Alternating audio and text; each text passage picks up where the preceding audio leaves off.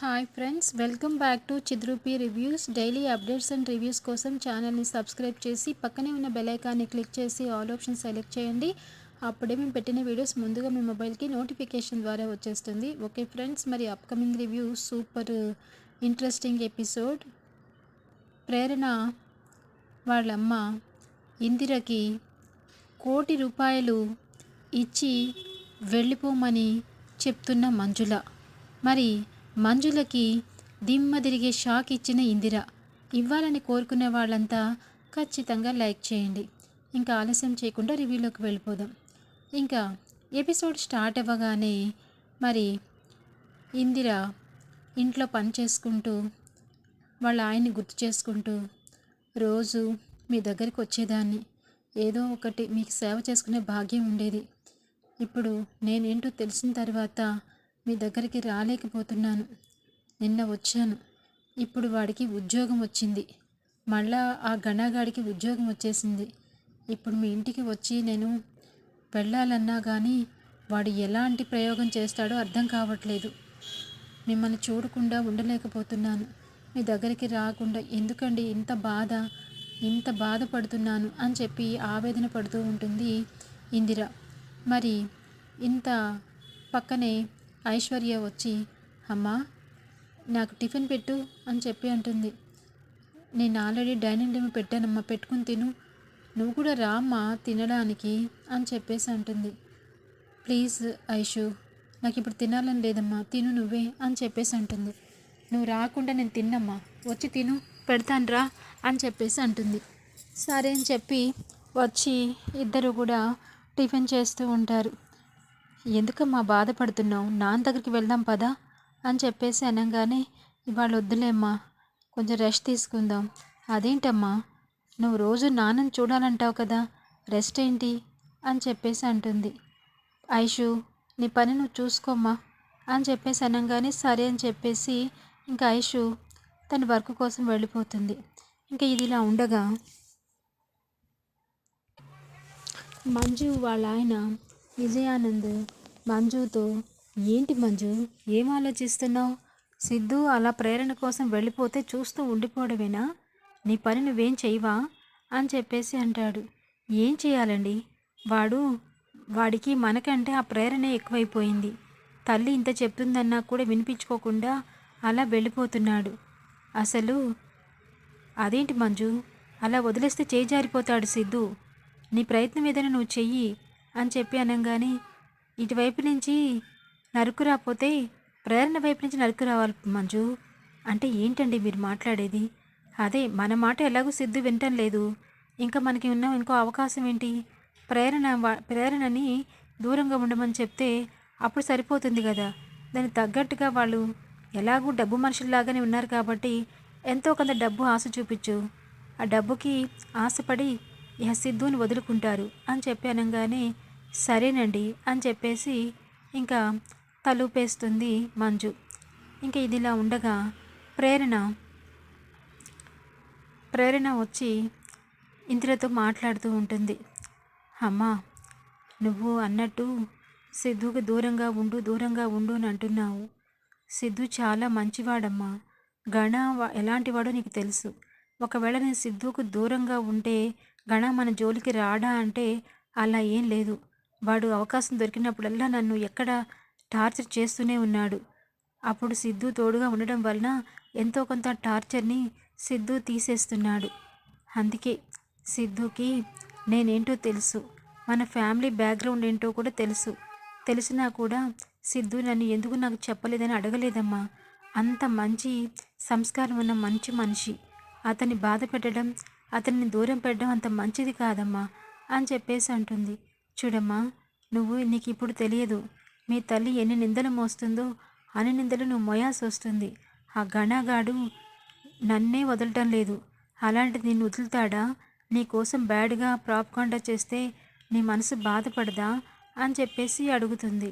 ఇంకా అప్పుడు వెంటనే ఆలోచిస్తుంది ప్రేరణ.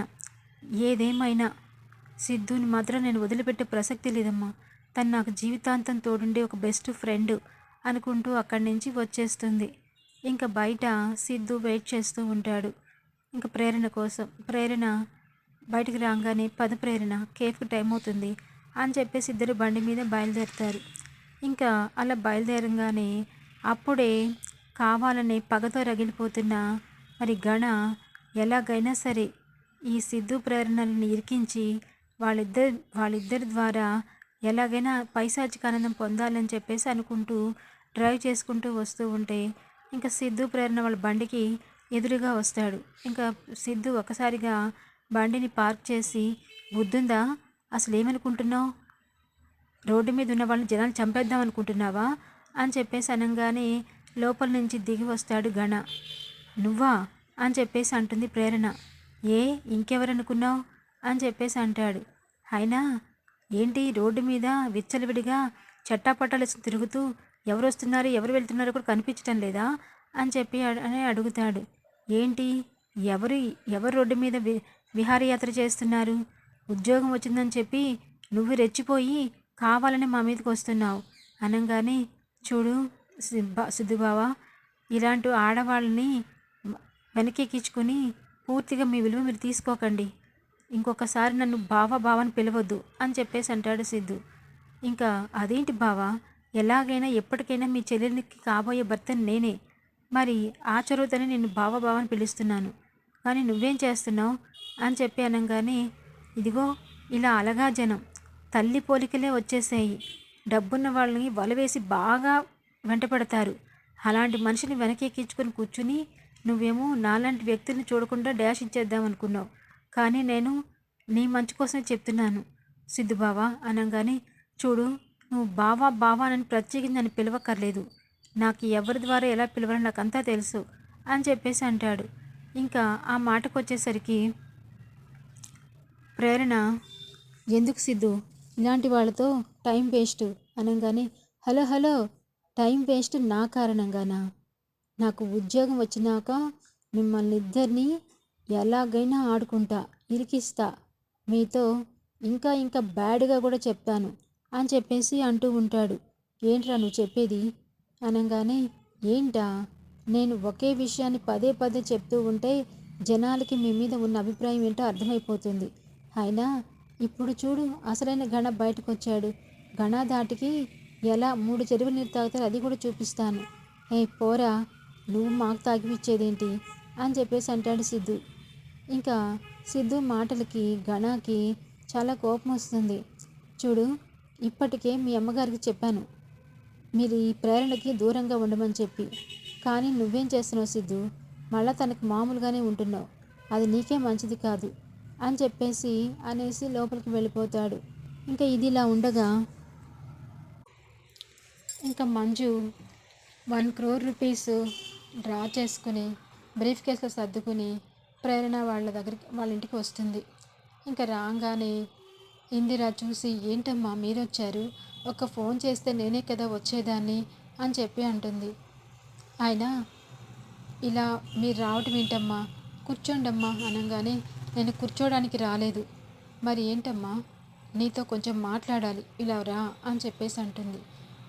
మాట్లాడడానికి కూర్చోవచ్చు కదమ్మా అని చెప్పాను. కానీ చూడు, నేను మాట్లాడడానికో మిమ్మల్ని బ్రతిమలాడుకో రాలేదు, నేను చెప్పింది క్లియర్గా వినండి,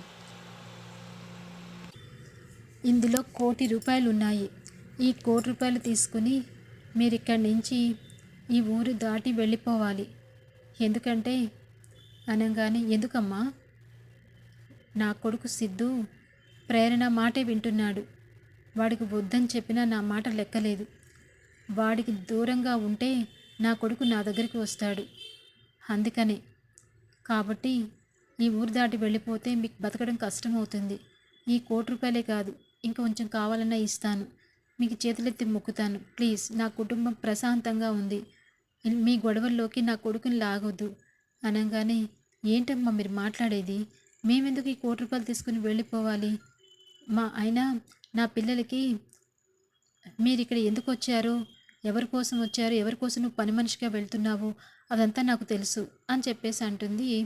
ఇంకా అలా అనగానే వెంటనే ఇందిరా, చూడమ్మా, నా భర్త కోసం నా పిల్లలు కోసం ఇక్కడికి వచ్చాము, అవును, కానీ ఇప్పుడు నా భర్తని వదిలేసి నా పిల్లల్ని పట్టుకుని ఈ డబ్బులు తీసుకుని వెళ్ళిపోమని చెప్పి అంటారా?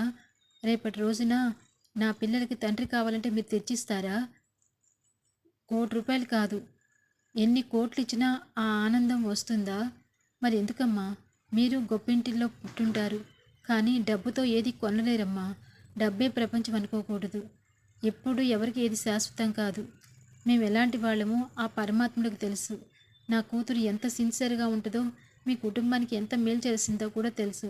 కానీ ఈ రోజున మీరు అవన్నీ తీసుకుని కూడా నా కూతుర్ని అవమానకరంగా చేసి మాట్లాడుతున్నారు అని చెప్పి అంటుంది ఇందిర. ఆ మాటకు వచ్చేసరికి, ఏంటి ఈ ₹1,00,00,000 సరిపోదా? ఇంకెన్ని కోట్లు కావాలి? చెప్పండి, పర్వాలేదు, ఇస్తాను. వాడి కంటకు మాత్రం మీరు కనిపించకూడదు అని చెప్పానంగానే, చూడమ్మా, మీరు కోట్లున్నాయి కాబట్టి ఇవ్వగలరు, ఎన్ని కోట్లున్నా ఖర్చు పెట్టగలుగుతారు. కానీ ఒక మంచి మనస్తత్వం ఉన్నవారిని ఎప్పటికీ కొనలేరు. ఆ విషయం మీకు తెలుసో లేదో అని చెప్పేసి అంటుంది. ఇంకా కావాలంటే ఆ కోటు నేను ఇచ్చానని మీరే పట్టుకెళ్ళండి అమ్మా అని చెప్పేసి అనగానే దిమ్మ తిరిగే షాక్ వస్తుంది ఇంకా మంజులకి. ఇంక ఇదిలా ఉండగా కేఫ్కి వెళ్ళంగానే కేఫ్లో వాళ్ళు ఎప్పట్లాగానే డీసీపీ ఉంటాడు. చూడంగానే టెన్షన్ పడుతూ ఉంటారు ప్రేరణ, సిద్ధు. మళ్ళీ ఎందుకు వచ్చినట్టు వీడు అని చెప్పి అనగానే, ఏంటి ఎందుకు వచ్చాను అనుకుంటున్నారా? ఈ కాగితం చదవండి అని చెప్పేసి వర్ష రాసిన లెటర్ ఇస్తారు. ఇంకా ఆ లెటర్ చదివిన ప్రేరణ షాక్ అవుతుంది. ఇదంతా కూడా తన వల్ల కాదని అని చెప్పి రాసిన లెటర్ చదివి, బాబోయ్, చాలా వరకు ఇది చాలా దూరం వెళ్తోంది అని చెప్పేసి అనుకుని, చూడండి సార్, ఇది వర్ష కావాలని రాసిన లెటర్ సార్, వాడు బాగా బెదిరించుంటాడు, అందుకే అలా రాసింది అనగానే, ఏమో మీరే తప్పుడు సాక్ష్యం చెప్పారేమో అని చెప్పి అంటోంది. ఏది నిజం ఏది అబద్ధం ఎవరికి తెలుసు అని చెప్పేసి అనగానే, ఇంకా అసలు మీరు ఈ సంతకం పెట్టారు కదా ఈ పేపర్ మీద, భార్యాభర్తలని, నిజంగా భార్యాభర్తలేనా నాకు ఇప్పుడు అనుమానం వస్తుంది. వాళ్ళ విషయంలో అబద్ధం సాక్ష్యం చెప్పించడం ఏంటి? తను అబద్ధం చెప్పిందని గ్యారంటీ ఏంటి? నువ్వేమనకముందు అని చెప్పి ఎన్నో ప్రశ్నలు వేస్తూ ఉంటారు. ఇంకా అదంతా చూస్తూ అలా ఉండిపోతుంది. ఇంకా ఎపిసోడ్ ఎండ్ అవుతుంది. Thanks for watching.